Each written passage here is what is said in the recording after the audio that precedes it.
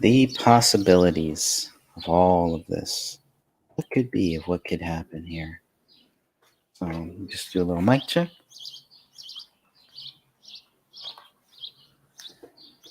Just a little mic check here.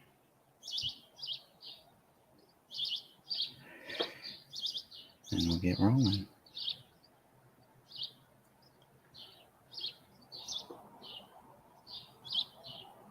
All right, sounds good enough.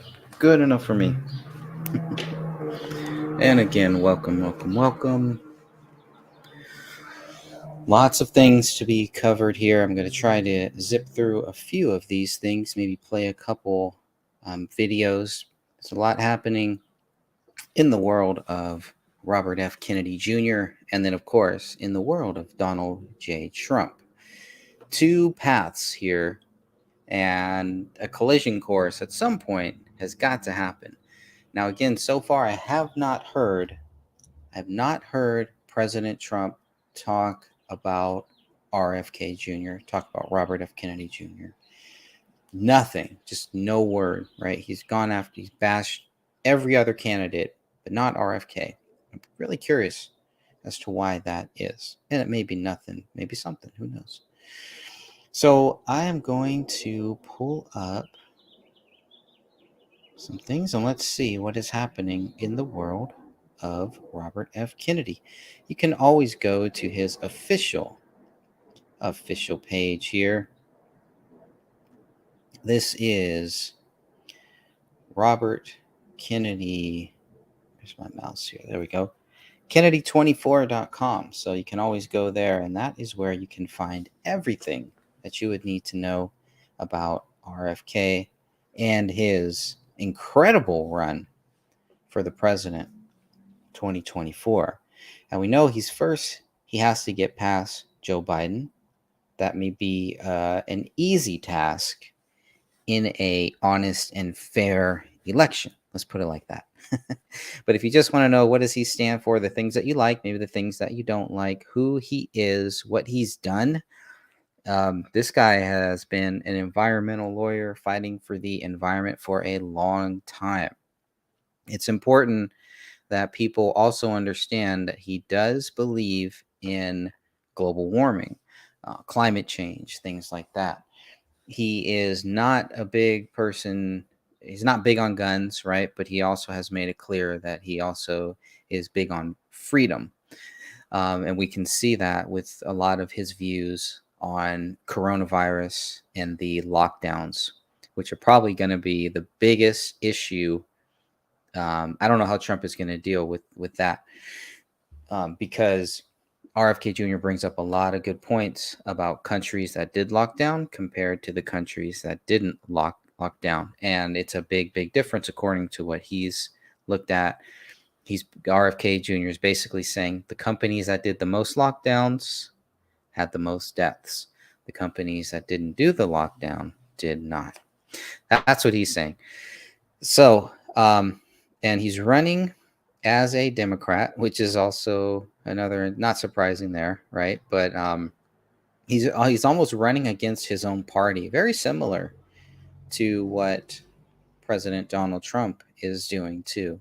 But the best thing to do, I would say, if you look at the news articles, and what I like to do is you can follow his interviews are really good, and the news coverage is really good too. So those are the two main sections that I like to come back and check. You can check out the videos and stuff too, but the news sections I think are probably where you're going to find a lot of the good information, including his Joe Rogan experience.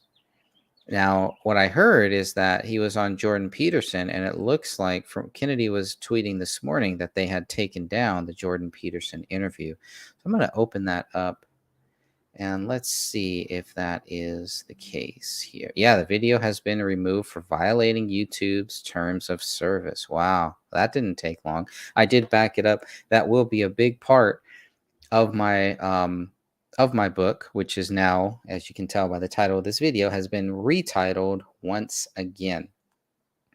And the one of the reasons why I was retitling, I was thinking about this last night, and I hear a lot Trump saying this, RFK Jr. saying this too. We need to bring the country together. They're trying to unify their parties, trying to unify the people really across party lines, which is awesome. It's one thing to say it, but if we just say, "Oh, that can't be done," we will see clear examples of where they can do it, and where they get it right and where they get it wrong. So that's what we will be looking for, is to see, what do they get right, what do they get wrong. They talk about this, do they follow through with it? Those would be the things to see here in the next 16, 17 months here, until we vote in November of 2024. Things are going to heat up in many ways then. And maybe a little bit off topic, but it's also going to be what are certain people going to do to try to distract from these two candidates, which I believe are the two best candidates that we have for 2024. We have a hope for a really good, fair, honest debate against RFK Jr. and Donald J. Trump. And I'm looking forward to that. But the censorship that RFK Jr. always talks about is very, very clear. So that will be one thing, one way that they will try to censor him. Remember, he's running for the president. There are certain rules and certain things that the media has to do. Apparently, right now, it doesn't apply to YouTube. It just applies to the big cable stations. But hopefully, some legislation may end up being passed that will prevent YouTube and prevent other social media platforms from just deciding, we'll ban this guy. We'll take this off. We'll take this view off, but won't take the opposing view off. Things like that. RFK Jr. has also made it very clear that a lot of the people who want to have him on his show are kind of self-censoring. They're scared to have him on the show because of exactly what we see here. And I'll just go back to it with Jordan Peterson. And this is exactly what a lot of people are scared of happening, especially the ones who monetize their channels. But even us who don't monetize their channels, we've got to be a little careful too, because 3 strikes and you are out.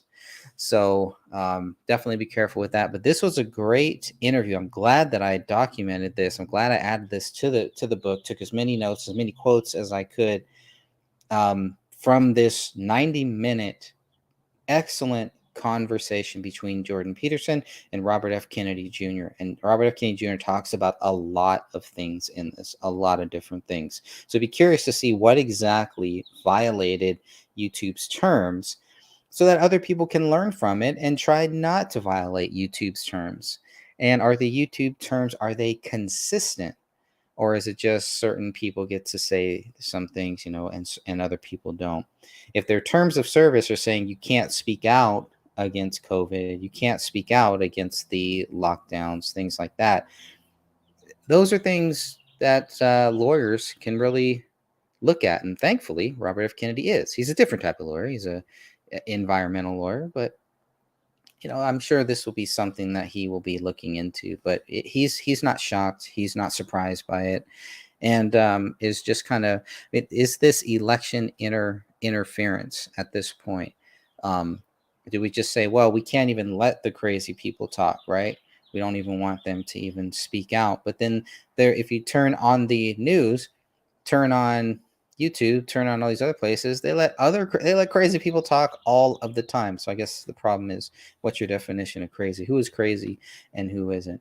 But I'm glad that I backed up this very important interview, which is on other places too. It's only been banned from YouTube. So that's one thing here. And I'm gonna see if I can even pull up the quote where he does talk about that. It looks like he may even have a new video out there too. I think he does stuff on TikTok. But okay, yeah, I really want to read through some of this stuff that he's talking about here. So here's what he says on Twitter, and I find this is the best way. But he's all over the place. He's all over the place. I don't mean in a bad way. I mean, he is on. You'll find him on YouTube. You'll find him on Twitter, on TikTok. Instagram, I think he's been banned off there too. But here's what he says about the Jordan Peterson interview that you can still find elsewhere. He says, what do you think? Should social media platforms censor presidential candidates? My conversation with Jordan B. Peterson was deleted by YouTube. Luckily, you can watch it here on Twitter. Thank you, Elon Musk. So there's Elon Musk to the rescue once again. It's just so crazy. It's so crazy what's happening. What is going on? This is another one that I have not had the chance to actually watch yet or listen to, but I'm very curious because I think this ties into the whole Wuhan patient one thing. Check out my latest podcast on censorship plus Twitter files with Matt Tabini. Matt Tabini. I can't pronounce the name. You know what that is. So that's a great interview. I'm looking forward to the one he did with Mr. Matt, whose last name I cannot pronounce. And another thing that RFK Jr. says here is this all happened about 4 hours from 4 hours ago. So he says, do you really need big tech censors to decide what you should hear? Or would you prefer to be treated as a competent adult who can listen to various viewpoints and come to his or own conclusion? Exactly. Very great point. Here's another one. It may be that YouTube has broken no laws in this blatant interference in the electoral process. In that case, change will come only through public pressure. Another great point. So yeah, it does appear that they haven't broken any laws, any current laws, we should say. But everything that they're doing, all the censorship, the social media censorship, is going to affect future presidential elections and all different types of things like that. So it's very interesting to see what they do and where we go from here. He says, if you want YouTube to be a modern day public square rather than a propaganda outlet, then make a video and post it on YouTube telling them what you think. Hashtag let RFK speak. Good stuff there. So I never thought Twitter would be the beacon of truth in all of this craziness here, but apparently it is. That I'm not. I'm going to try to play this. This is a 3-minute thing here. Quality is good. All right, so hopefully everybody will be able to hear this. I'll be trying to monitor it just to make sure that people can hear it. Hey, everybody, a lot of you have sent in questions asking me why I never seem to be wearing a seatbelt when I'm in this car. And the truth is that I'm not wearing the seatbelts. This is the dog car, and one of the dogs, this one, Attila, she's a German short-haired pointer. She's only a year old, so she's a puppy. But she eats seatbelt buckles. And this is what's left when she's done. That's why her name's Attila, because she destroys everything. And I replaced them probably 20 times. But I finally figured out that it's fruitless. And so if any of you ever come on my morning hike, my house is only a half mile down the canyon from here, and I pretty much use this car as the dog car just for transporting the dogs up and down the canyon to my morning hike. So if any of you ever visit me and come on the morning hike with me, and you have qualms about riding in a car with no seatbelts, you should not get in this car. You should drive your own car to the trailhead. That's prudent. It's good judgment. That's what you ought to do. Do not give in to peer pressure. Now, I know that a lot of you are wondering about this question, and I'm going to ask it before you send it in. Does Cheryl ever ride in this car? And the answer to that is no, she does not. And for very practical reasons, the car is loaded with dog fur, which gets on her clothes. And also, let's be honest, the aromas in this car are not adorable unless you're a canine. I have another daughter who won't even be photographed if this car is in the background. That's my daughter, Kira. She lives in Italy. She's in the fashion industry. And she considers this car to be the inverse of fashion. This is the same daughter, by the way, who, when she was in elementary school, middle school, and high school would ask me to drop her 2 blocks from the school so that she would not be seen with me, maybe, or probably with my previous minivans. Um, the boys are fine sitting in this car, and that's why we have that wooden seat in the back. So in that sense, she is the black sheep of our family.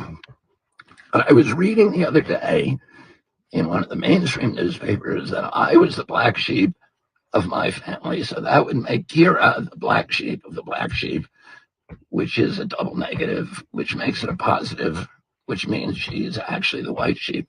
So that's something to think about on Father's Day. Happy Father's Day, everybody. He's funny.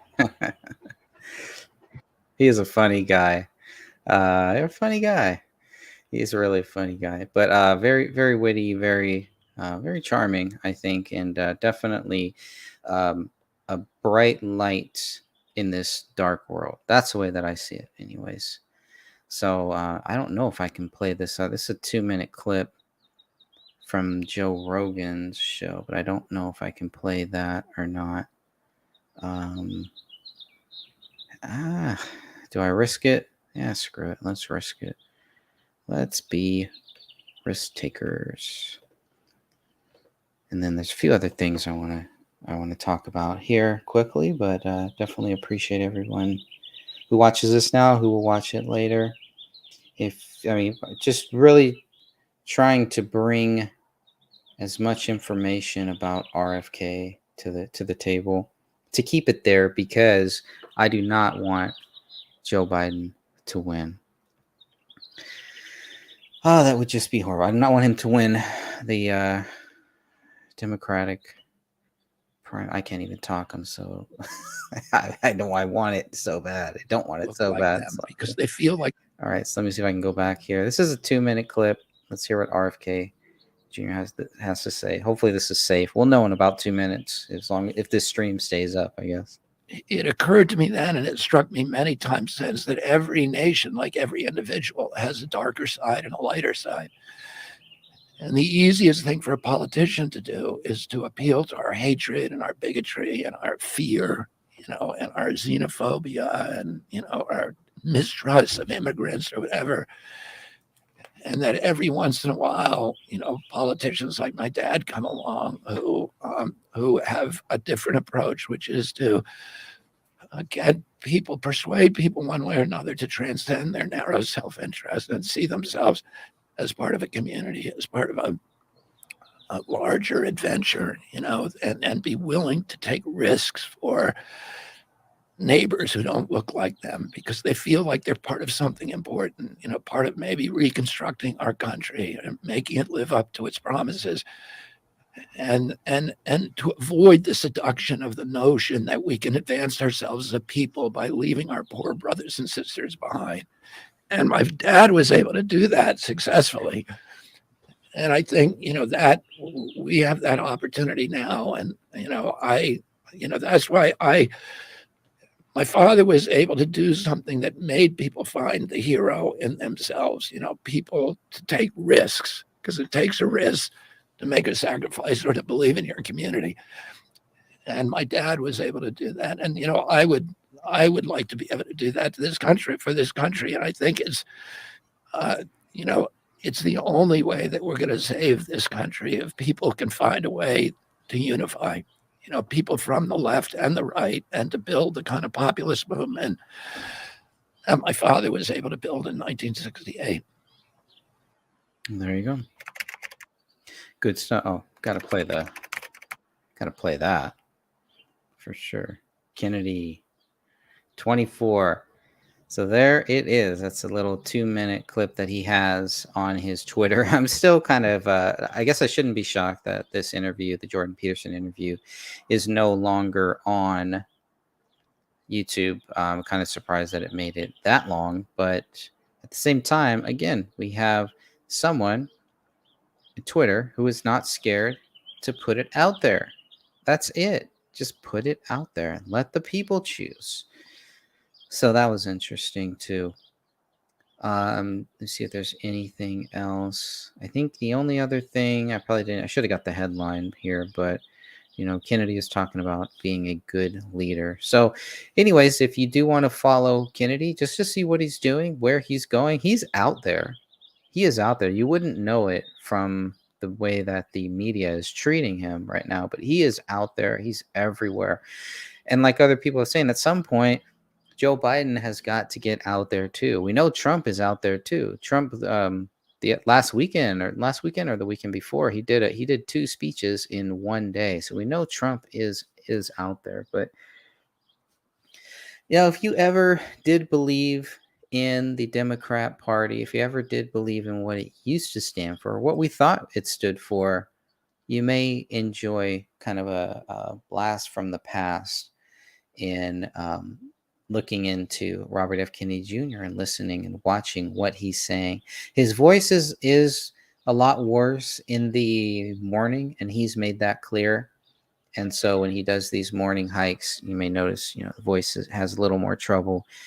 I listened to the Joe Rogan or watched the Joe Rogan podcast. If you listen to it on Spotify, by the way, it plays the video version, which is really cool. So that's how I saw it. I don't know if it's on YouTube. My guess is not, but it's 3 hours and his voice sounded great. So the later in the day that Kennedy goes, the better his voice does. And so that's a whole another issue. But I believe I saw an interview that he talked about why his voice is the way that it is, mostly apologizing for it. But also, I guess it may have to do with some vaccines or some chemicals in the past. I have to go back and look at that, dig a little bit deeper into that. But currently, as of today, as of June 18th, 2023, he has on Twitter 1.5 million followers. And that is pretty impressive. It looks like he's based in Los Angeles, California, which is so you're going to see a lot of him in California. If he can win in California, that's a big deal. They're saying he'll probably win New Hampshire. I believe it was New Hampshire because Biden's just not even gonna. He's not even running there. He's not even his name won't even be on the ballot. And I think it was New Hampshire. So Kennedy has a very very good chance of winning in that state. Now, when we get I'm not going to jump ahead as far as that to the delegate process of all of this. That will be a whole nother issue that may change a lot of the things that the real Democrats, the good-hearted Democrats, want.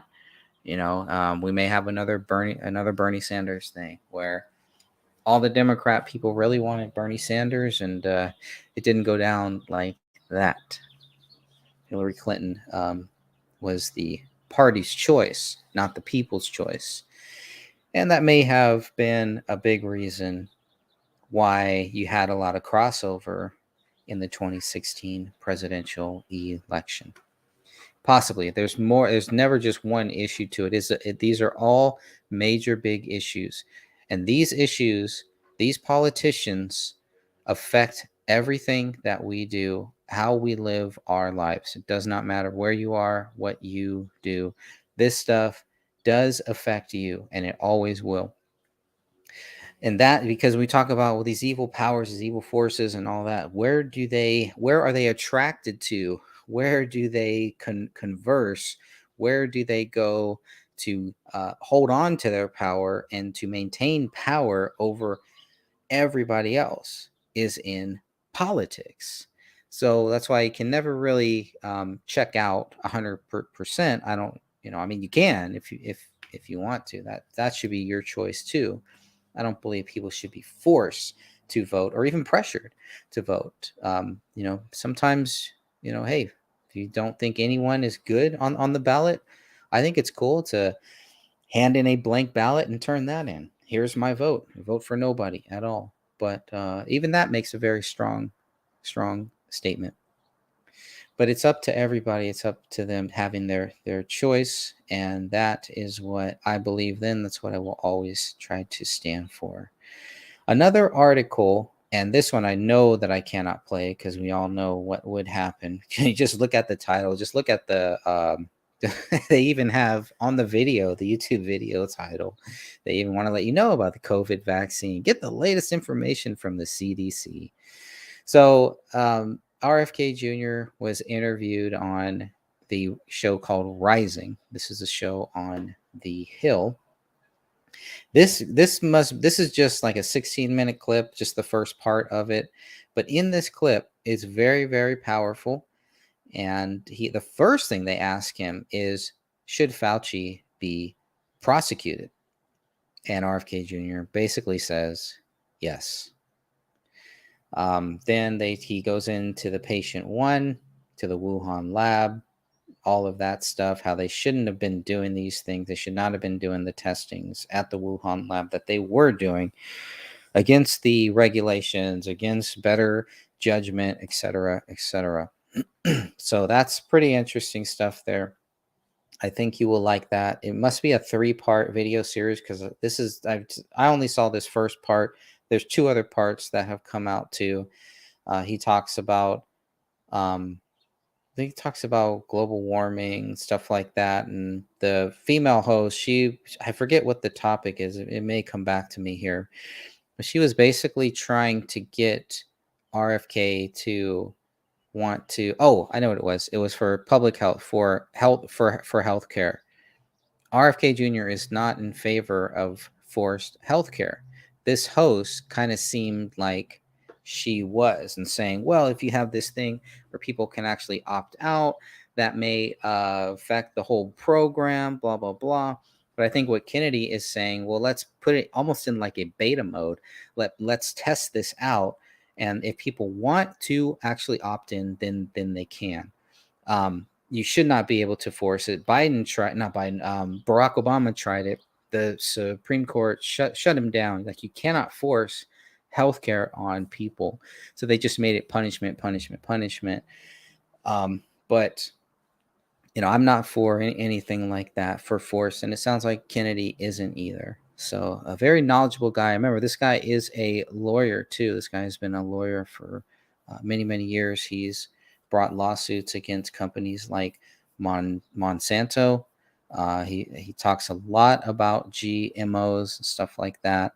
Just a very knowledgeable guy, and always has stats, always has numbers, always has some type of facts that he's backing up what he is saying with, and always challenges people if they don't agree with him, or if they tell him he got something wrong. Instead of just calling him a whack job or calling him crazy or something, he'll challenge him. Okay, show me where I got this wrong.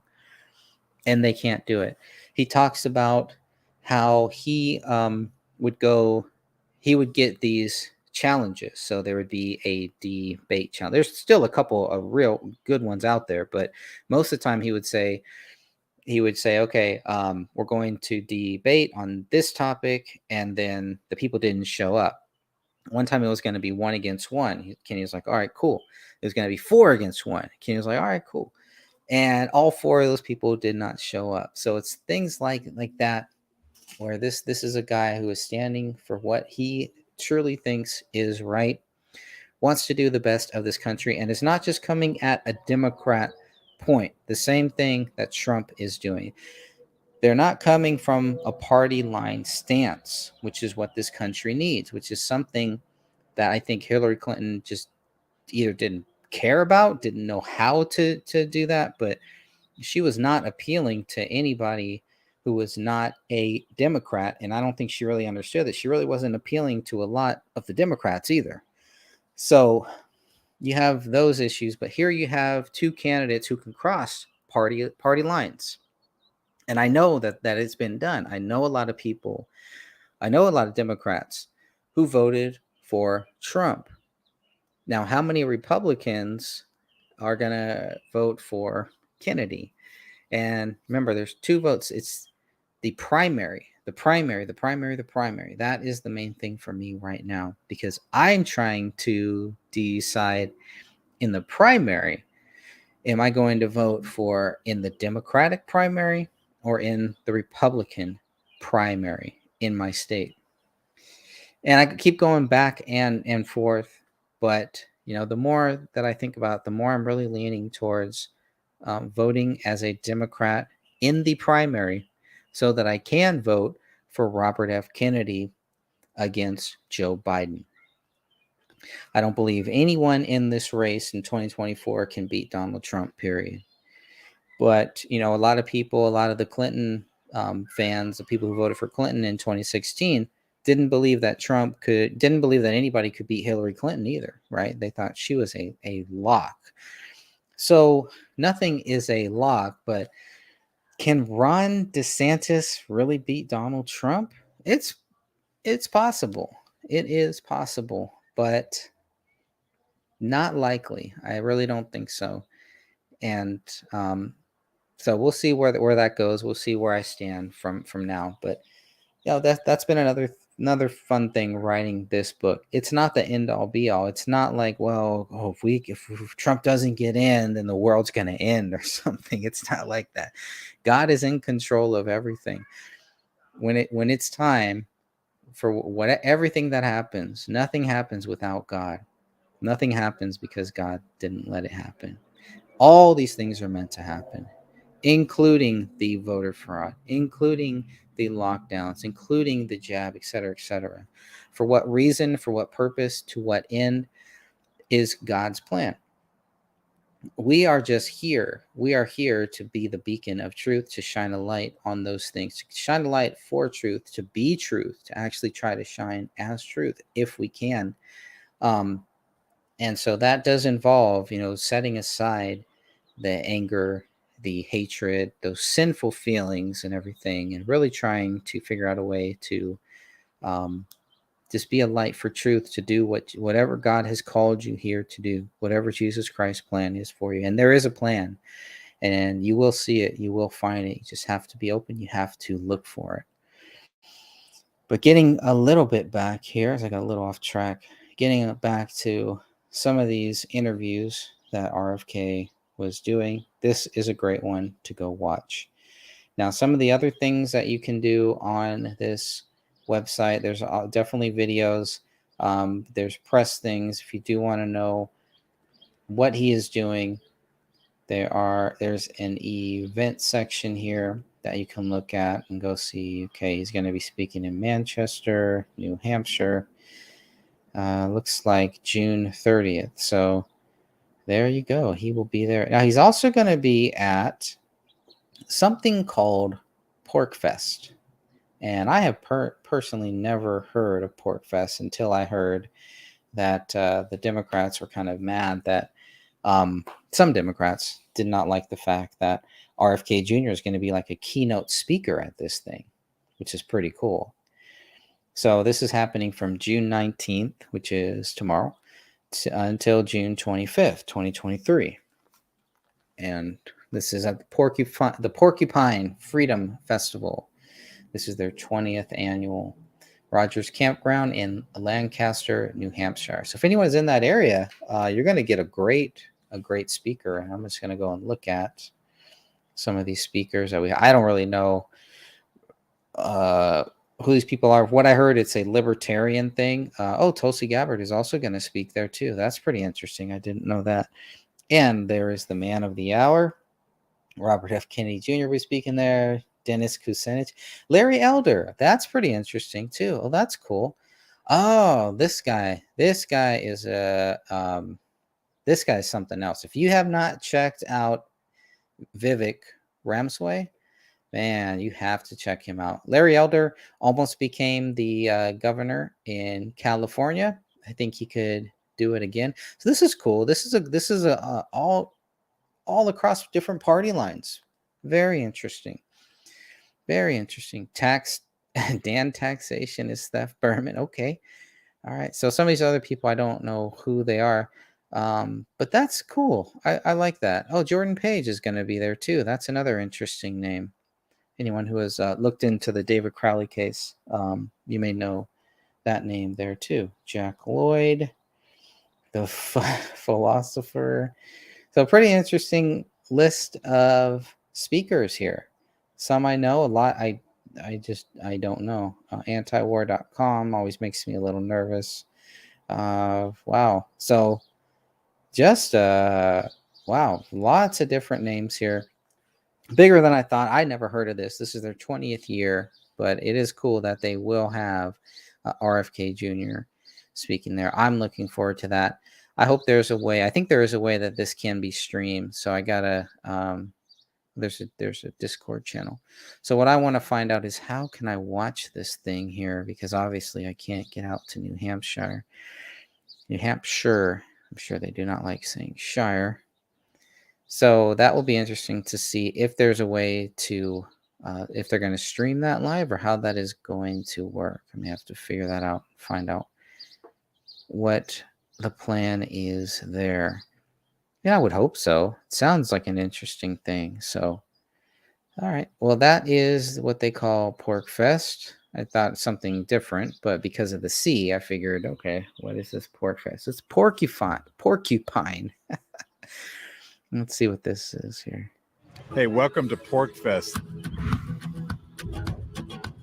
This beautiful chaos of people that love liberty coming from all over the country to camp in northern New Hampshire to gather, to share stories, to share strategies.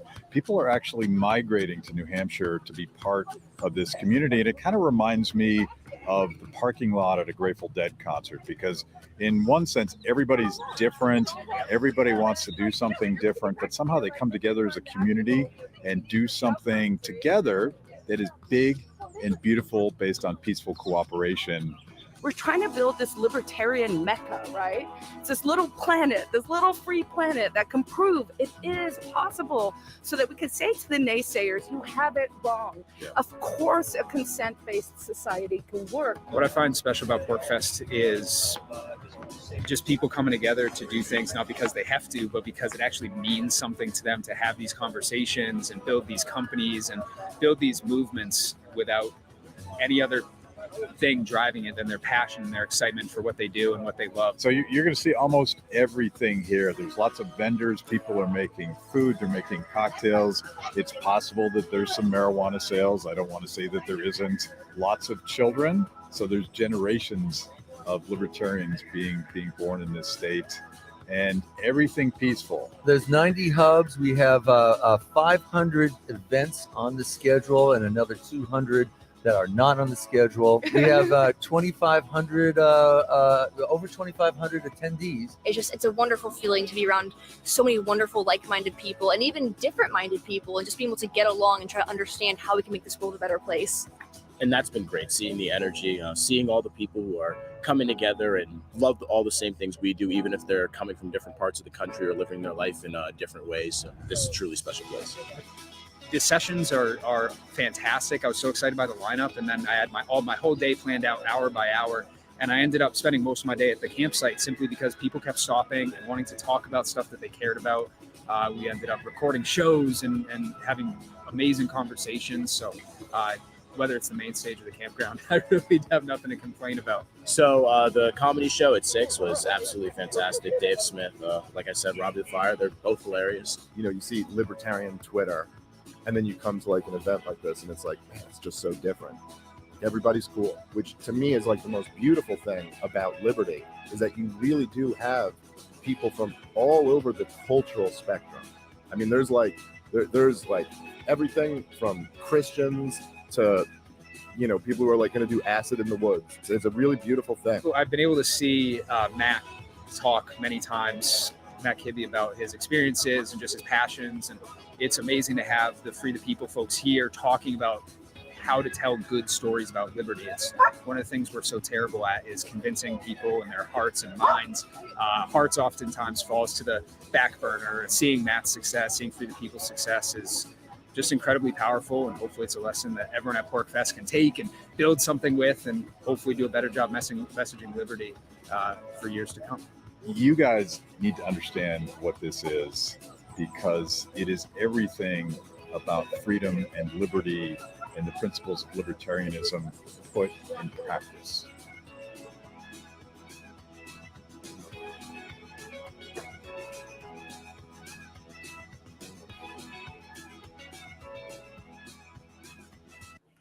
Pretty cool there. So I hope. What is their YouTube channel here? That's pretty interesting. All right, I like that. I am really liking that. I'll try to find more on that. I'm interested. My curiosity. Yeah. I'm very interested in that now. That's pretty interesting. Okay. So that is where Kennedy will be speaking. I don't know. I guess I should have probably looked at what day he is going to be speaking to. That may be a good thing. This I could share this again. Let's see what day he is speaking. So we're gonna go to festival. We're gonna go to the schedule. I'm assuming he's gonna be like a keynote speaker or something. So let's see. I forget what day he said he was speaking. Not on the 19th. Let's see. The 20th. They got a whole schedule here too. My guess is he's gonna be one of the. Oh, well, okay. Yeah, I can't. I'm not gonna go through all this here. Boy, they have a lot going on. Okay, so we'll have to look up that later. That is going to be cool. So let me see if there's anything else about RFK. So that's where. So he's gonna be delivering a speech. This says on the 30th. This live stream. Okay, so this is a different one. So he's speaking here in New Hampshire. New Hampshire. They will have a live stream. Love it. Always love that. Kenny 2024. Oh, cool. That is on his YouTube channel as well. That's awesome. Okay, which I am subscribed to. Team Kennedy. Make sure you join. Oh, it's unlisted, so you better find a way. Save that to watch and save that here just in case. So that will be good. I'm looking forward to that as well. All right, I'm going to close that one. Let's see. Okay, so yeah, I think that's about everything I wanted to cover just for the Kennedy stuff. I only want to go a few more minutes here. So you can always check out the interviews, the news coverage, the articles here too. His article that's from April 20th, 2023. But the news, I think the news coverage, I mean, look at this news coverage. Look at these articles here and how they are. RFK tops Biden and Trump in new favorability poll. That's from Forbes. AMAC, Biden's Kennedy headache is rapidly turning into a migraine. Oh, we got to read that one. This is from June 12th. So you can read the full thing. If not for his name, most Democrats would be quick to argue that Robert F. Kennedy Jr. has nothing going for him in his long shot primary challenge to Joe Biden. But whispers are beginning to arise that perhaps, just perhaps, Biden and his team should start taking the Kennedy challenge seriously. Biden's numbers remain soft, but more worryingly, Kennedy, rather than proving an inexperienced flake, has shown remarkable energy. He clearly takes his bids seriously. Let's go read that article. That will be good. Lots of good stuff there. What's another one here? The Messenger, populism may be driving RFK towards the White House. Of course, the Hill. There it is. RFK Jr. scares Democratic establishment with skyrocketing popularity. Fox News, RFK Jr. is the real deal. The Hill, RFK Jr.'s rising profile sparks Democratic jitters. I want to see. Let's see what the Fox. See what they're talking about here. The five co-hosts discuss presidential candidate Robert F. Kennedy visiting the southern border and the threat his campaign poses to the Democrat Party. This would be a good way to end this show, I think. All right, let's go for it. Depending on how long it is. Oh, really? It's just a photo? They got me. Here we go.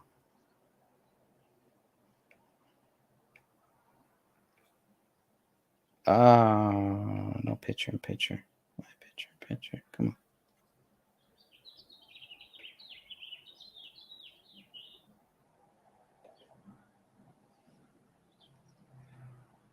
No sound. Ad day, I can come home to my Another. Okay. Let that ad play there for a second until the audio video kicks in. See where this one goes. Come on. How long is this ad? Okay, 7, 6, 5, 4, 3, 2, and 1. RFK Jr.'s primary challenge to President Biden causing some panic for the White House and Democrats. There's worry that Kennedy's rising profile and decent poll numbers could be stealing some of Biden's re-election thunder.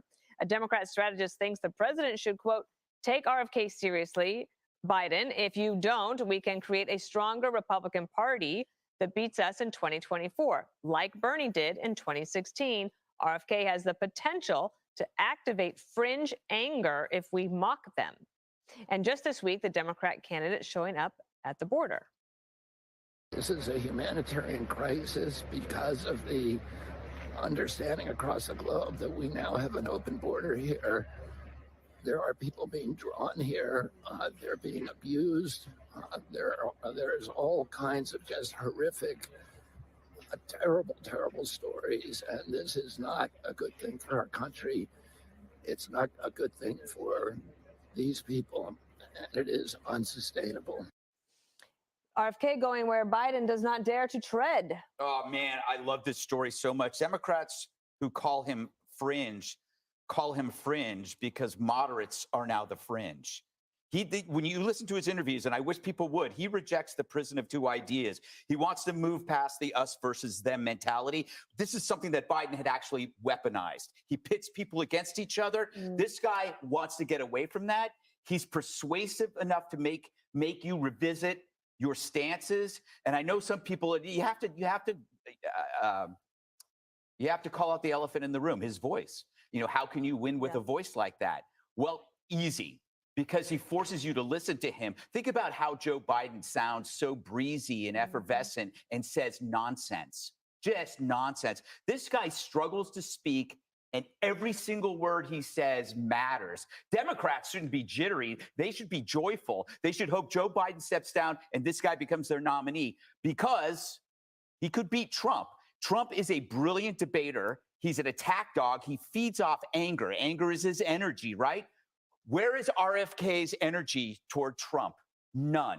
Where is RFK's energy toward MAGA, Republicans, supporters? None. He's the opposite of Joe Biden. He actually likes the deplorables. He condemned that word. He understands blue collars where only Joe Biden fakes it. Joe Biden pretends he's his average Joe and he hangs out with steel workers like he's chums with his mechanic or, he knows guy because he knows the name of his driver. RFK is actually the real deal. He goes out, he fishes, he explores, he reads books. I can't believe how much I like this person because I never could stand the Kennedys, but I might have to switch my party just so I could vote for him in the primary because I honestly do think he is a serious breath of fresh air. He genuinely sees and feels the appeal of the Trump supporter and even Trump himself. And that's why I believe Trump will have a hard time debating him because he'll agree with him. He'll agree with RFK Jr. on the deep state, on the military-industrial complex, on the unseen and unheard Americans. I mean, I don't know. I just think this dude is a powerhouse. It'd be stupid to write him off. Harold Ford Jr., would you like to reply from the Democrat point of view? And he wouldn't ban books. I think Greg is largely right, as is that strategist. If you look at what the strategist referenced, he referenced Bernie Sanders in 2016, who I think accentuated some of the weaknesses and shortcomings that even some Democrats and independents in the Midwest felt about Mrs. Clinton. If you dismiss him, and I know what they're doing, I know what they're trying to do is to not give his campaign more fuel or more seriousness. But you can't dismiss someone who's going to the border. You can't dismiss someone who is saying that what's happening there is unsustainable. Now, I disagree with Greg about his. I don't think RFK is as serious a candidate for president, but he's raising serious issues that deserve, I think, a different kind of attention that's being given. The border and how, to your point, Greg, I've heard him talk about middle-class America and how the wealthy in the country, the wealthiest in the country, got so much wealthier during COVID, and those who were in the middle, their kids didn't get educated. They lost a year at work. They lost the ability to learn how to work and know how to work. These are issues we have to deal with. And I give him credit for bringing those issues up. And I hope that the advice, I don't know the young man, I think it was a young man that made that, Michael I don't know how to pronounce his last name, the strategist. Sarasso. I hope the White House takes it seriously, because I think he's right. Do you know what else, Jesse? We talk a lot about the visuals, right? Because it's a visual medium. And interesting, if you could pull that back up there, when RFK is at the border, he's using a selfie video, right? So it's not like some highly slick political ad. It's more authentic. This is what Beto O'Rourke wanted to be. Yeah, interesting. Oh my gosh, that's a good point. And he could never pull it off. I like him a lot, but I had to uninvite him from Jesse Waters Primetime because he did every other show in the universe except my show. So it was just a matter of honor at that point. Joe Biden is rattled because RFK Jr. is campaigning and Joe Biden is not campaigning. So RFK Jr. is not falling. He's not lying. He's not hiding. He's actually doing interviews, maybe not on my show, but he's traveling. He is engaging. I bet you'd see him in the south side of Chicago. You're going to see more of him in these venues, and it's going to resonate. Now, he said some very interesting stuff about the border. He said he interviewed 150 people. They're coming in from West Africa, Afghanistan, Nepal, Kazakhstan, China. All of them are unvetted. They go to the Border Patrol agents for 24 hours, and they process them, and they disappear. And they said all of these people are living tragedies because they've all been physically abused by cartel coyotes, and they've all been robbed blind by the cartel coyotes. So it's a human catastrophe down there. Now, he's not fringe. I agree with Greg. The man's pragmatic. That makes him fringe because he's saying the same things Democrats have said for many, many years. Defense contractors are getting boatloads of money to build weapons that they don't need. And big tech is censoring us, and big pharma is in bed with the federal government, and the little guy is getting screwed. If that makes you fringe, then we're all fringe. Judge Pirro, wrap us up. Okay. I think that RFK is giving the Democrats something that Joe and Kamala can't, and that is a plan. Right. That is a coherent argument. That is appealing to issues that are important to us. I mean, him at the border, when I saw that, I said, good for you. Now, I know him. He was in Westchester for years. He's an environmental guy, and he is a guy who works hard. He is genuine. He believes what he believes. And whether the Kennedy name is a pro, I don't know. I mean, everybody's got an opinion. I'm not a pollster. I don't have the slightest idea. But what I know is when he talks about the immigrants coming into this country, the numbers being unsustainable, the fact that it's a humanitarian crisis, which Kamala can't say it, Joe Biden can't say it. This guy is more than an annoyance to the White House. This guy is a real deal. And I'll tell you what, he's not placating. He's not the kind of guy who's going to say, oh, I believe in the assault weapons ban. And I think the election process is perfect. I mean, he's going against some of their plans. He's not afraid of that. I think that even though he differs in some fundamental issues with Democrats, as long as he stays on that one cultural issue, abortion, with the Democrats, they won't care because they see him as credible. And I think that those people who are in the pan for Joe Biden are only in the pan for Joe Biden because they hate Donald Trump. If they think that there is an alternative to not Donald Trump, but an alternative to Joe, they're going to jump in. This is a story that's just beginning.